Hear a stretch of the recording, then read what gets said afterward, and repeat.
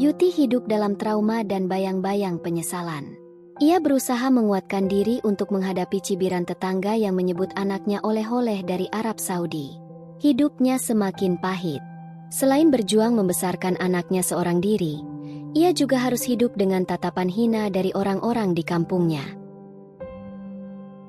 Yuti adalah tenaga kerja wanita di Saudi Arabia. Ia sudah mulai jadi TKW sejak usianya baru menginjak 21 tahun. Kini, 5 tahun telah berlalu. Yuti sudah terbiasa dengan kerasnya hidup, dengan lelah yang tak hanya dirasakan di badan, tapi juga di hati. Namun, entah bagaimana, ia merasa Tuhan masih menyayanginya. Ia ditempatkan di rumah yang jauh lebih baik dibandingkan dua majikan sebelumnya. Madam Nura dan Tuan Yasir, itulah majikannya sekarang.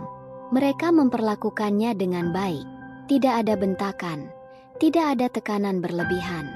Hanya kerja dan istirahat yang cukup. Tuan Yasir sudah tidak mampu bicara sejak menderita stroke. Ia lebih sering duduk di kursi rodanya. Dia mengamati. Sementara Madam Nura, meski terlihat selalu lelah, adalah perempuan tangguh. Ia terbiasa mengurus semuanya sendiri sebelum Yuti datang. Rumah mereka luas dan sunyi, dihuni oleh dua anak laki-laki yang semuanya masih bersekolah. Yuti satu-satunya pembantu di rumah itu. Setiap pagi, ia menyiapkan sarapan, membersihkan rumah, mencuci pakaian, memasak, dan mengurus kebutuhan harian keluarga. Selain dirinya, hanya ada satu pekerja lain di rumah itu, Zubair, sopir pribadi keluarga. Ia berasal dari Pakistan, usianya 30 tahun, dan kepribadiannya hangat. Zubair sudah menikah. Yuti sering mendengarnya mengobrol di telepon dengan sang istri. Ia adalah pribadi yang ramah, lucu, dan suka mengobrol. Zubairlah yang setiap hari mengantar anak-anak ke sekolah dan menggantikan peran Tuan Yasir untuk mengemudi. Sesekali, Madam Nura akan menyerahkan daftar belanja bulanan pada Yuti. Ia pun akan berangkat ke pasar, biasanya ditemani oleh Zubair yang membantu membawakan barang belanjaan. Rutinitasnya terasa tertata dan damai. Namun ada satu orang yang selalu membuat Yuti waspada, Gufron, adik kandung Madam Nura. Ia tak tinggal di rumah itu, hanya datang sesekali. Usianya masih muda, baru lulus dari universitas, mungkin sekitar 23 tahun. Tapi sejak pertama kali bertemu, Yuti langsung merasa tidak nyaman. Bukan hanya karena tatapan mata Gufron yang tajam dan tak pernah lepas, tapi juga sikapnya yang ganjil terhadap Yuti. Gufron sering berdiri terlalu dekat saat bicara, seolah sengaja menciptakan jarak yang tak menyisakan ruang untuk Yuti bernapas. Pernah sekali, saat Yuti sedang mengantar cemilan ke tiap kamar anak majikannya. Camilan adalah hal wajib yang harus Yuti antar ke kamar anak-anak saat mereka belajar di malam hari. Hanya snack dan buah-buahan yang sebelumnya harus sudah dicuci dan potong. Saat hendak memasuki satu kamar, Yuti sedikit terkejut karena yang berada di dalam kamar bukanlah anak majikannya, melainkan Gufron yang tengah santai berbaring. Gufron langsung tersenyum. Yuti langsung saja menaruh cemilan di atas meja belajar. Dan ketika akan keluar, tangan Gufron menahan Yuti. Dia mencengkram tangan Yuti. Yuti ketakutan dan lari. Syukurnya Yuti terlepas. Yuti benar-benar tak mengerti harus menerjemahkan sikap pria itu. Namun yang Yuti ketahui pasti, Yuti harus berhati-hati. Kehadiran Gufron selalu membuat Yuti tegang. Tangan Gufron sering bergerak seolah hendak menyentuh pundak Yuti, lalu berpura-pura mengurungkan niat. Pernah saat Yuti memasak, Gufron memiringkan kepala sambil menatap Yuti terasa seperti sedang mengukur kesabarannya. Yuti tahu pria itu belum pernah benar-benar menyentuhnya, tapi Yuti juga tahu bahwa garis batas itu seperti sedang diuji perlahan-lahan. Sejak itu, setiap kali Gufron datang, Yuti selalu lebih sering pergi ke garasi di mana Zubair selalu ada di sana, berbicara dengan Zubair, menghindari sendirian, menghindari keberadaan Gufron. Suatu hari, Madam Nura meminta Yuti untuk berbelanja bulanan. Biasanya memang seperti itu. Yuti akan ditemani oleh Zubair untuk berbelanja. Yuti menganggap aktivitas belanja bulanan ini sebagai liburan kecil baginya yang tak pernah kemana-mana naik mobil. Jadi sebenarnya, Yuti menantikan rutinitas bulanan ini. Mereka biasa berbelanja di pasar yang terletak di pinggiran kota, sangat jauh dari rumah majikannya. Pilihan Madam Nura selalu jatuh pada pasar tersebut karena diskon yang besar dan harga yang lebih terjangkau. Sore itu, seperti biasa, mereka berdua memulai perjalanan panjang mereka.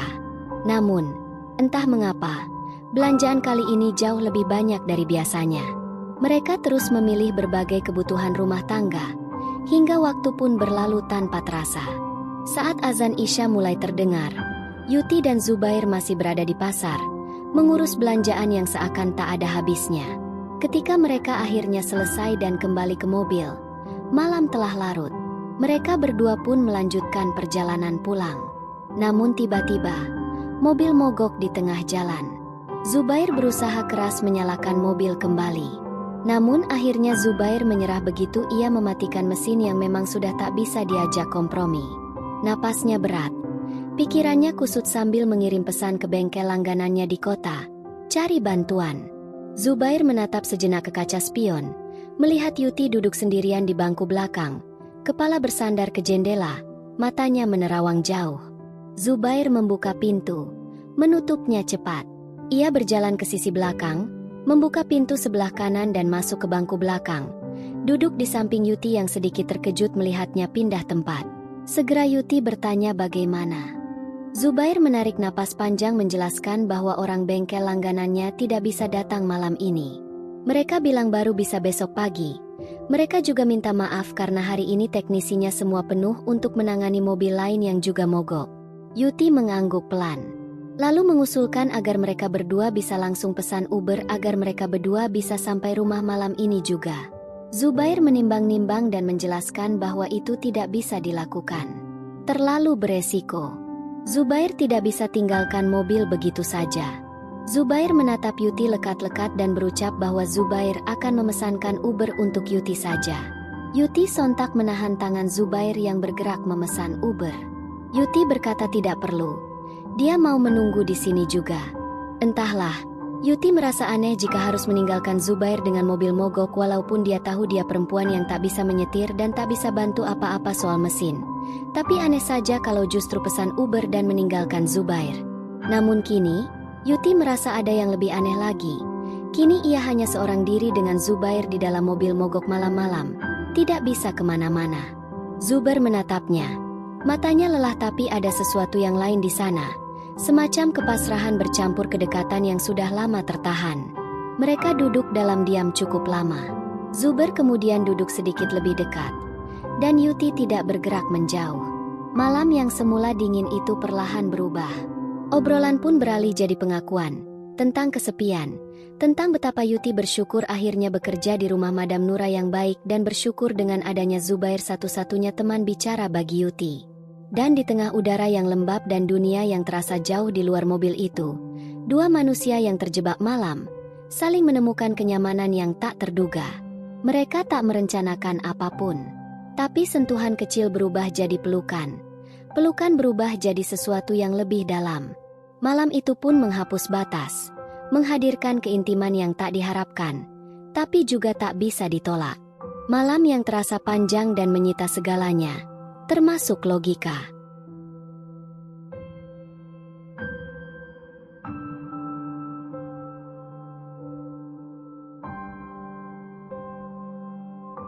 Sudah 2 bulan sejak malam itu. Yuti belum juga datang bulan. Dengan tangan gemetar dan dada sesak, ia membeli tespek diam-diam di minimarket dekat rumah majikannya. Jantungnya berpacu tak karuan. Saat 2 garis merah muncul, dunia seolah berhenti. Ia terduduk di lantai dingin, menatap kosong ke arah dinding yang lembab. Yuti hamil. Ia merasa dunianya runtuh. Ada rasa hancur, kecewa, dan jijik pada dirinya sendiri. Tapi ia tahu, ia harus memberitahu Zubair. Ketika ia akhirnya menyampaikan kehamilannya itu, Zubair tidak menunjukkan reaksi yang jelas. Wajahnya sulit dibaca. Matanya tidak menatap Yuti langsung. Bukannya memberi kepastian, ia malah bertanya pelan tentang bagaimana perasaan Yuti. Yuti tak mampu menjawab. Ia hanya menggeleng pelan sambil menangis dalam pelukan Zubair.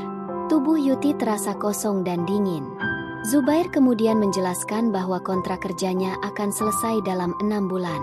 Setelah itu, katanya, ia akan menyewa rumah kecil di pinggiran kota, tempat Yuti bisa tinggal dan merawat bayi mereka dengan tenang. Zubair mengucapkannya dengan suara lembut. Namun, bagi Yuti, semua kata-kata itu hanya terdengar seperti dengung panjang yang tak berarti. Yuti tahu dalam lubuk hatinya bahwa Zubair tidak bisa bertanggung jawab dengan menikahinya. Zubair telah menikah dan memiliki istri di negara asalnya. Kepala Yuti terlalu penuh dengan takut dan malu. Ia tak bisa membayangkan masa depan, apapun bentuknya. Tapi sebelum 6 bulan berlalu, kabar buruk datang. Ketika Yuti mencari Zubair di garasi, Madam Nura menjelaskan bahwa kontrak kerja Zubair telah selesai. Zubair telah pergi, tanpa pamit, tanpa pesan, tanpa jejak. Madam Nura menambahkan bahwa Zubair pulang ke Pakistan ke keluarganya, tak lagi memperpanjang kontrak kerja maupun bekerja di Arab Saudi. Yuti berdiri terpaku, tidak sanggup berkata apa-apa. Napasnya tercekat. Zubair tidak hanya berbohong tentang kontraknya, tentang rumah yang akan disewanya, tentang masa depan. Ia berbohong tentang semuanya.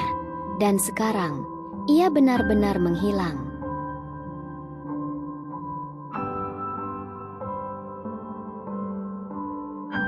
Saat usia kandungannya menginjak 5 bulan, Yuti mulai gelisah. Terpaksa Yuti menceritakan pada Madam Nura tentang kehamilannya dan ayah dari bayi yang dikandungnya. Ia memohon pada Madam Nura agar diizinkan cuti dan pulang ke Indonesia sampai ia melahirkan di sana. Madam Nura sangat kaget namun juga sangat prihatin. Madam Nura mengingatkan bahwa kandungan Yuti tergolong lemah dan bepergian jauh akan sangat berisiko. Ia menyarankan Yuti untuk melahirkan di Riyadh saja. Katanya, Madam Nura akan membantu sebisanya. Meski berat, Yuti tak punya pilihan lain selain menuruti. Hari-hari menjelang kelahiran dilewatinya dengan tubuh lelah dan hati gentar. Namun saat kontraksi datang dan Yuti bersiap ke rumah sakit, Madam Nura benar-benar menepati janjinya. Ia yang memesankan Uber, menyiapkan perlengkapan bayi, bahkan menyelipkan beberapa lembar uang ke tangan Yuti, uang pegangan. Yuti melahirkan seorang bayi perempuan dengan selamat yang Yuti beri nama Rima. Tapi sejak saat itu, hidup Yuti berubah total.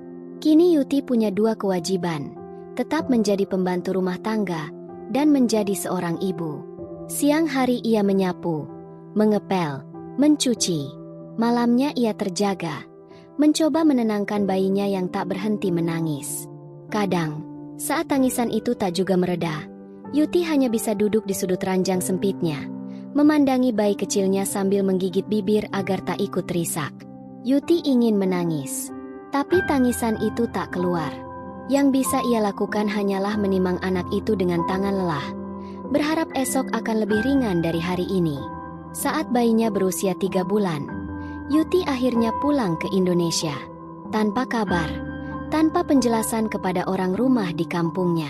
Kehadirannya mengejutkan tetangga-tetangga kampung. Mereka menatap Yuti dengan pandangan yang mengerikan dan curiga.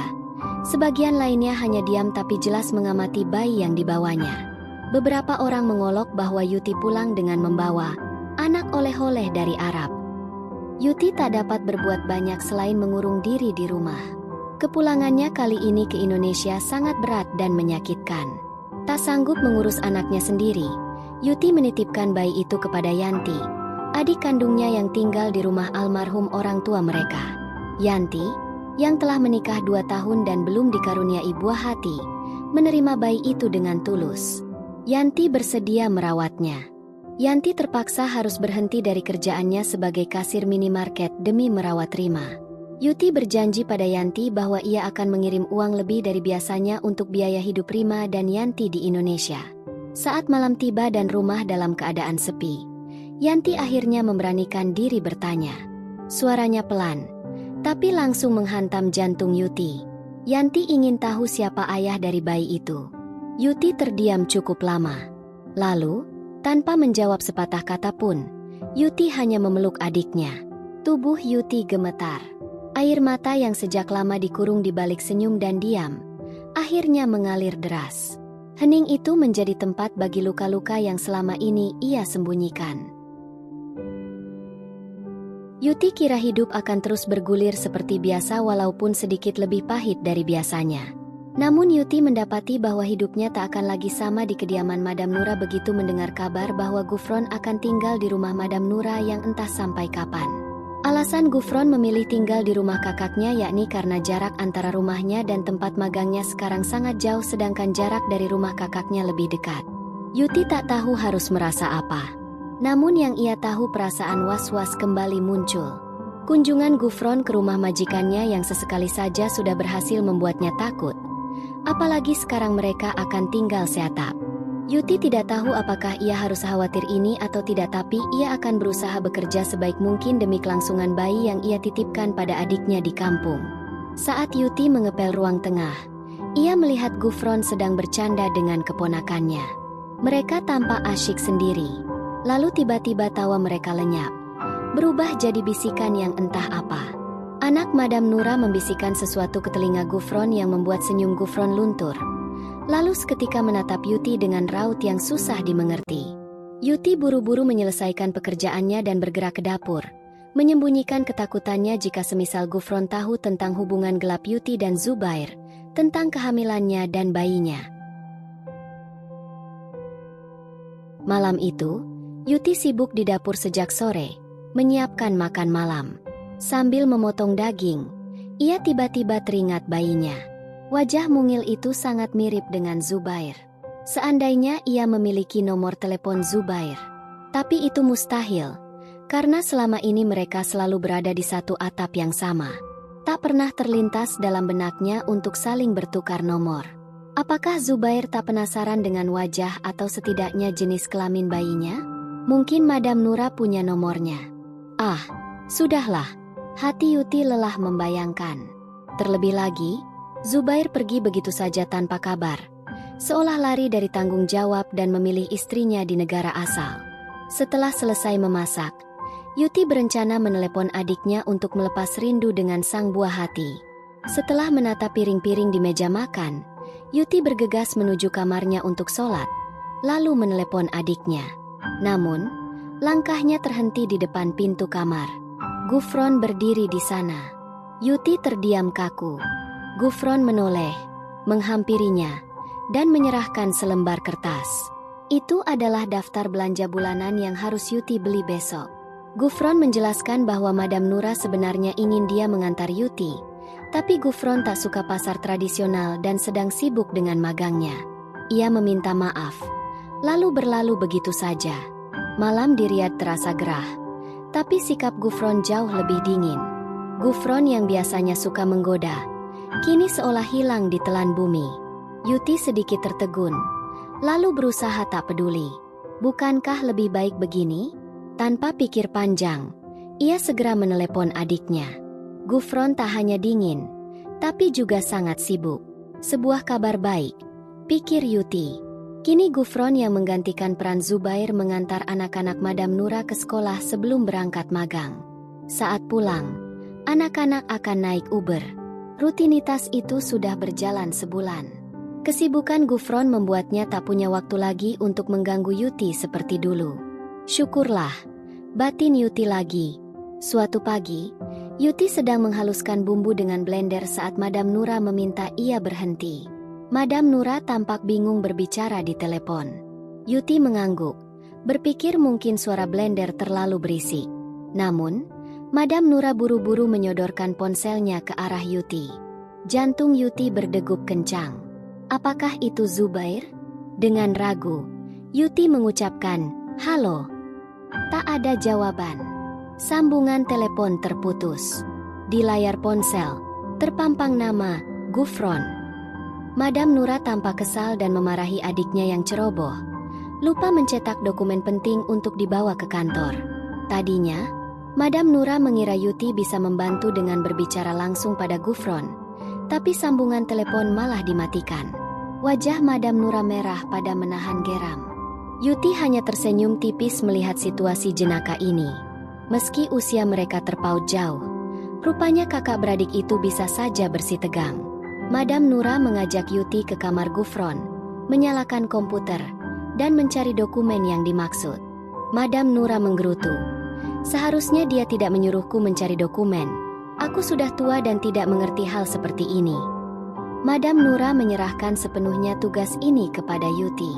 Setelah menemukan file dokumen, Yuti segera mencetaknya, lalu memesan Uber menuju alamat kantor tempat Gufron magang. Sesampainya di kantor, Yuti menemui resepsionis untuk bertemu Gufron. Gufron segera datang dan mengucapkan terima kasih. Yuti mengangguk dan berbalik, hendak pergi. Namun, langkahnya tertahan. Gufron mencengkeram tangannya. Dengan tatapan tajam dan penuh amarah, Gufron melontarkan pertanyaan yang mengejutkan. Kenapa kamu lebih memilih sopir itu? Yuti tak berani menatap Gufron. Dadanya sesak oleh intimidasi yang tiba-tiba ini. Karena dia tidak pernah tiba-tiba mencengkeram tanganku kasar seperti ini. Lepaskan, jawab Yuti. Suaranya dingin, kaku, dan berat. Gufron mengernyitkan dahi. Cengkeramannya terlepas. Kau suka yang lembut? Tanyanya. Yuti tak mengubris pertanyaan itu. Ia benar-benar pergi, sedikit berlari. Yuti menyesali perkataan bodohnya siang itu. Ia tahu, seharusnya ia tidak membangunkan macan tidur. Selama sebulan terakhir, Gufron cukup pasif, dan itu sudah lebih dari cukup. Ketika pria itu tak banyak bicara, dunia Yuti terasa sedikit lebih tenang. Yuti merasa perlu menjaga jarak lagi, menjaga agar tak ada celah bagi Gufron untuk mendekat, apalagi memulai percakapan. Di akhir bulan, Yuti selalu bersiap pergi ke pasar pinggir kota untuk belanja bulanan. Hari itu, Uber sudah Yuti pesan, dan mobil Uber sudah menunggu di depan rumah. Saat membuka pagar, Yuti berpapasan dengan Gufron dan kedua anak Madam Nura yang sedang bermain di pelataran. Tanpa berkata apa-apa, Yuti menundukkan kepala dan langsung berjalan menuju mobil. Ia tak ingin memberi ruang, bahkan untuk menoleh sekilas pun tidak. Sesampainya di pasar dan setelah membayar ongkos, Yuti membuka pintu mobil dan melangkah turun.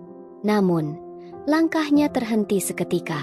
Sebuah motor berhenti tepat di hadapannya, dan tak lain, pengendaranya adalah Gufron.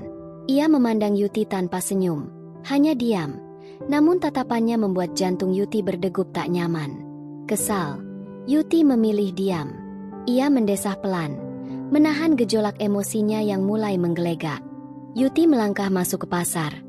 Pura-pura tak peduli meski bisa merasakan langkah kaki di belakangnya yang mengikuti tanpa suara. Gufron membuntutinya, seperti bayangan yang tak diundang. Alih-alih mengusir, Yuti memanfaatkan kehadiran Gufron. Yuti menyerahkan kantong belanjaan satu persatu, tanpa mengucap terima kasih atau penjelasan apapun. Gufron menerima dan membawanya begitu saja. Mereka mengelilingi pasar dalam senyap yang tegang. Tak satu pun kata terucap, tapi ketegangan itu terasa jelas, seperti udara lembab sebelum badai datang. Mata Gufron tak pernah lepas dari sosok Yuti. Gufron memandangnya dengan sesuatu yang sulit diartikan, antara rindu, amarah, atau mungkin rasa bersalah. Sementara Yuti, yang sejak awal merasa terganggu, hanya sesekali melirik dari sudut matanya. Dan begitu mereka berjalan beriringan dalam diam yang menyiksa, Yuti tahu satu hal, keheningan itu lebih gaduh daripada pertengkaran manapun. Seusai berbelanja dan bersiap pulang, Yuti mencoba menghindar. Yuti beralasan bahwa belanjaan mereka terlalu banyak dan berat, tidak mungkin dibawa naik motor. Maka, Yuti bilang pada Gufron bahwa ia akan memesan Uber. Gufron tak melarang, lebih tepatnya, tak berkata apa-apa. Namun begitu Uber tiba dan berhenti di depan mereka, Gufron bergerak cepat. Ia menyuruh sopir membuka bagasi, lalu memasukkan semua kantong belanjaan ke sana. Setelah itu, Gufron merogoh saku, mengeluarkan sejumlah uang, dan memberikannya kepada sopir sambil menyebut alamat rumah Madam Nura. Tolong antarkan ke sana. Yuti baru sempat terkejut saat Gufron tiba-tiba menarik tangannya.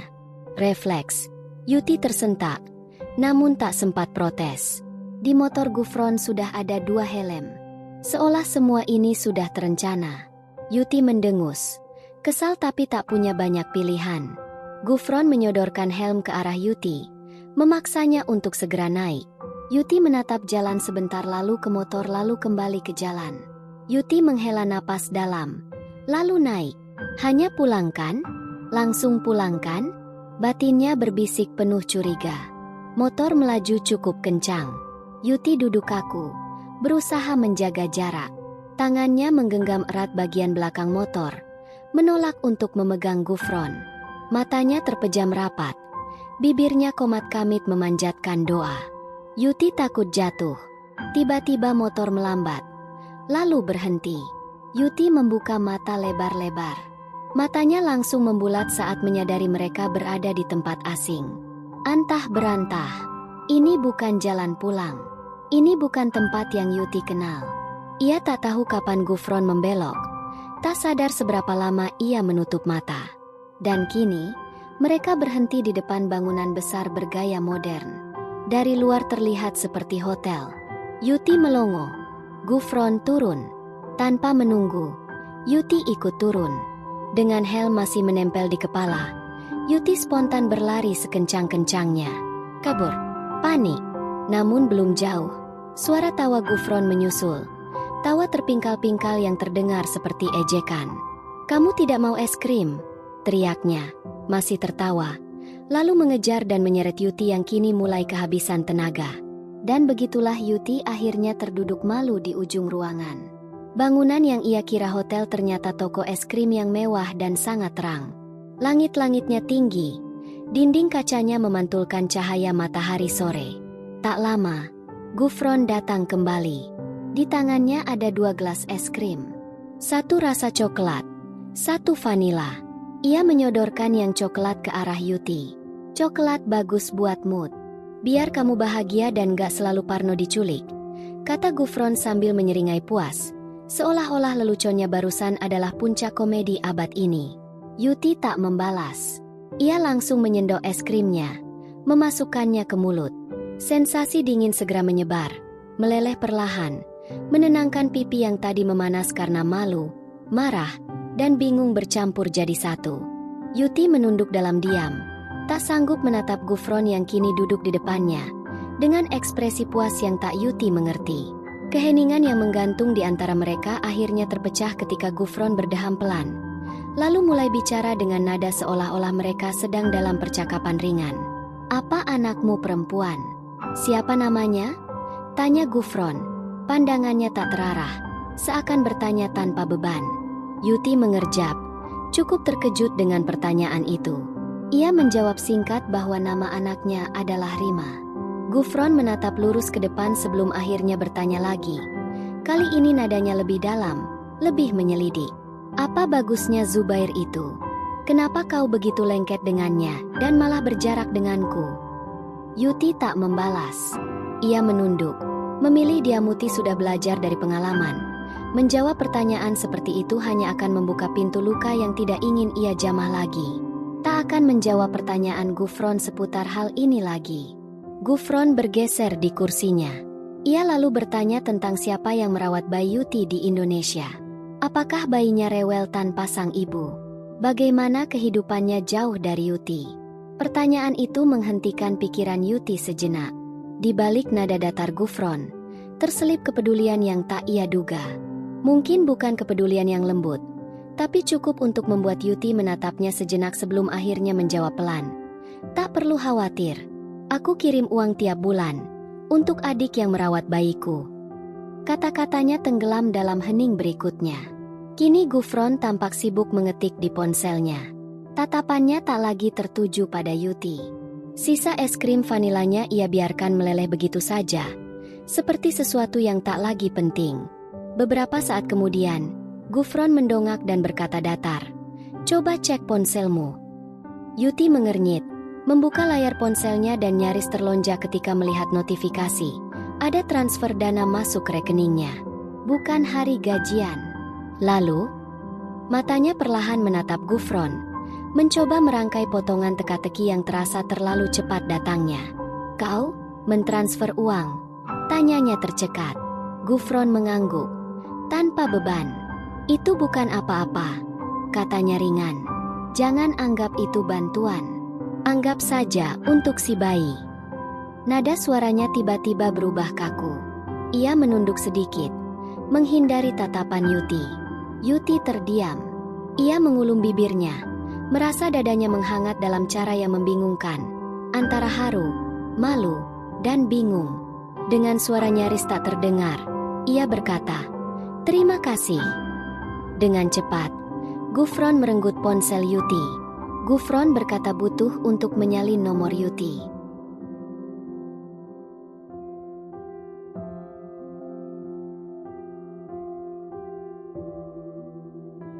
Suatu malam, Madam Nura menyampaikan kabar yang tak biasa.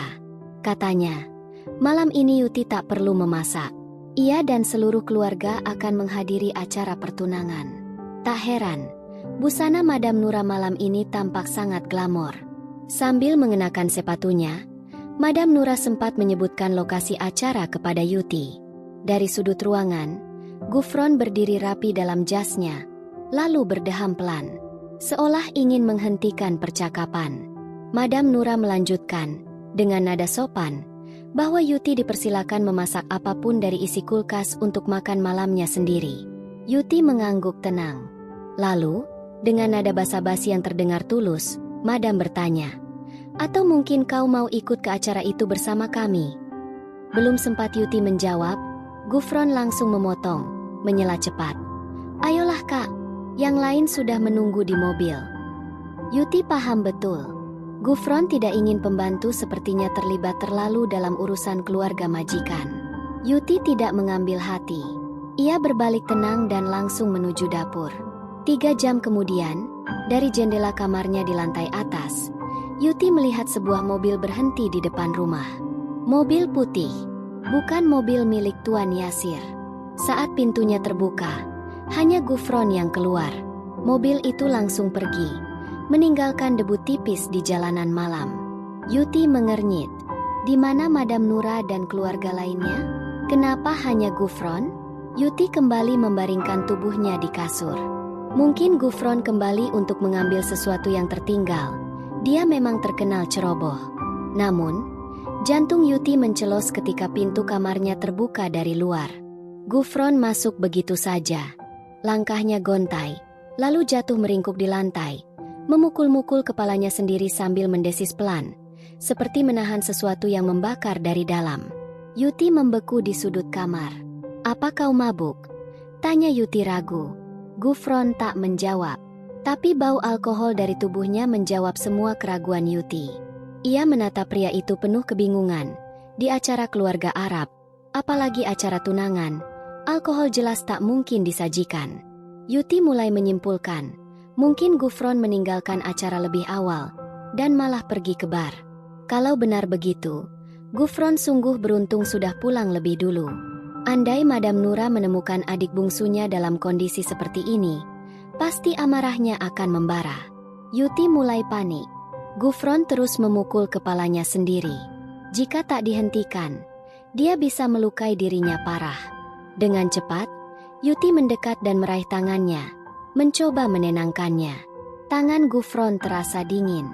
Gufron terdiam sejenak, lalu menatap Yuti, matanya sayu dan kacau. Jarak mereka kini hanya sejengkal. "Yuti," bisik Gufron lirih. "Aku tidak mau." Gufron mencengkram kedua tangan Yuti erat. Mereka duduk di lantai, berhadapan. Tangan saling menggenggam dalam keheningan yang ganjil. "Tidak mau apa?" tanya Yuti, mulai kehilangan kesabaran. Gufron hanya mengerang pelan, seolah menahan emosi yang ingin meledak. Gufron terus meracau, "Tidak mau." Yuti berulang kali tanya apa yang Gufron tidak mau. Yuti jengkel menghadapi sosok yang setengah sadar. "Aku tidak mau bertunangan dengan sepupuku. Aku tidak mau dijodohkan," ujar Gufron. Lalu, tanpa peringatan, Gufron menyandarkan kepalanya ke pundak Yuti. Yuti tak langsung mendorongnya. Yuti terpaku, tercengang, menyatukan potongan-potongan teka-teki yang baru terjawab. "Jadi, acara tunangan itu, Gufron bertunangan?" Pantas saja sejak sore tadi, Gufron tampak gelisah saat Madam Nura menjelaskan tentang acara tersebut. Pantas juga Gufron buru-buru menyela ajakan Madam agar Yuti tak ikut. Dan sebelum Yuti bisa benar-benar mencerna semuanya, Gufron memeluknya erat. Sangat erat hingga napas Yuti seakan tercekik. Gufron terus memohon, meski tak jelas lagi apa yang sebenarnya ia harapkan. Kata-katanya semakin tak beraturan, seperti orang yang kehilangan kendali atas dirinya sendiri. Yuti berusaha melepaskan pelukannya, mendorong, memukul dada Gufron sekuat tenaga. Namun, tubuh pria itu terlalu kuat, terlalu besar, dan terlalu diliputi amarah yang dibungkus emosi kacau. Ketika Yuti menjerit karena Gufron mulai menciumi pipinya tanpa persetujuan, Gufron hanya membalas dengan kalimat yang membuat darah Yuti membeku. "Jika aku menghamilimu, aku tak perlu menikahi sepupuku. Jadi kumohon." Yuti menjerit, panik, matanya basah oleh air mata. Yuti menghantam tubuh Gufron berkali-kali, namun tak satupun pukulan mampu menghentikannya. Gufron, yang kehilangan sepenuhnya kendali dan kewarasannya, justru semakin menggila. Dengan kekuatan kasar, Gufron membaringkan Yuti ke lantai yang dingin, membungkam suara dan tangisnya dengan tubuhnya sendiri. Malam itu, dalam jerit, perlawanan, dan isak yang tak terdengar oleh siapapun, Yuti kehilangan kendali atas dirinya, dirampas oleh seseorang yang mulai ia percaya. Sudah beberapa minggu berlalu sejak malam itu. Kini isakan tangis Yuti memecah kesunyian malam. Di kamarnya yang sempit, ia duduk di pinggir ranjang, memegang tespek di tangannya. Setelah memberanikan diri, ia akhirnya melihat hasilnya. Tangan Yuti gemetar hebat. 2 garis merah terpampang jelas di sana. Ia hamil. Keesokan harinya, pagi buta, Madam Nura merasa heran karena Yuti belum turun juga. Biasanya, pada jam-jam segini, Yuti sudah sibuk di dapur. Madam Nura beranjak ke kamar Yuti, khawatir jika pembantunya itu jatuh sakit lagi. Namun, kamar Yuti kosong. Pandangan Madam Nura langsung tertuju pada lemari yang terbuka lebar. Lemari itu kosong. Tak ada lagi baju-baju Yuti di sana. Di dalam lemari itu, terselip selembar kertas lusuh.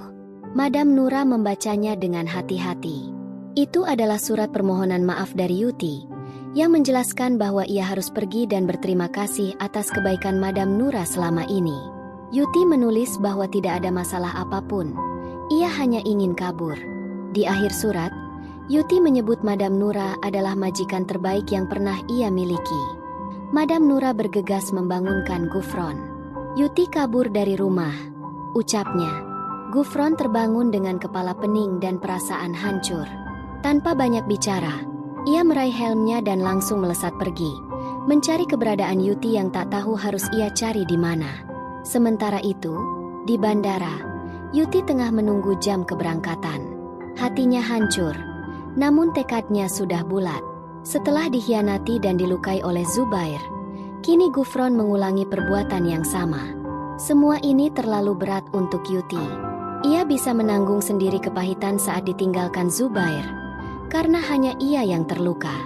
Namun kali ini, perbuatan Gufron akan melukai banyak orang, termasuk Madam Nura yang sudah begitu baik kepadanya. Yuti tak ingin merusak keluarga Madam Nura, apalagi sampai membatalkan pertunangan Gufron. Ia juga tidak ingin Madam Nura menganggapnya wanita murahan yang merayu adiknya.